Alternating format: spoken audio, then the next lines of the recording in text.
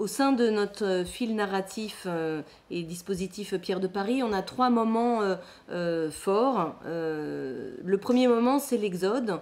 C'est un moment où 2 millions de personnes vont se retrouver sur les routes.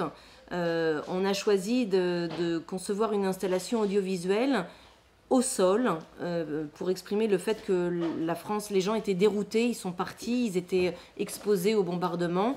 Et donc on a un enchevêtrement de photographies anciennes, de citations et d'écrans audiovisuels qui vont nous raconter ce moment.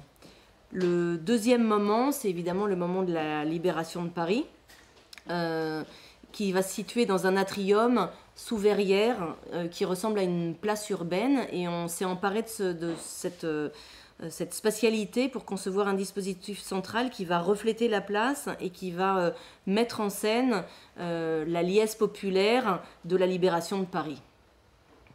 Et puis évidemment, le moment fort et phare, c'est la possibilité de descendre à l'abri de défense passive. Donc cet abri de défense passive, en fait, on va le visiter un peu en deux temps. Dans un premier temps, on va expliquer ce qu'il aurait dû être, puisqu'il a été conçu pour être un abri de défense passive, et comment on se protégeait des bombardements. Et puis, le moment fort de la visite, c'est la visite suggestive du PC de Rol-Tanguy, pour lequel on va laisser les visiteurs dans l'émotion avec uniquement une sonorisation qui va permettre de situer le fourmillement qu'a été ce QG pour la semaine de l'insurrection.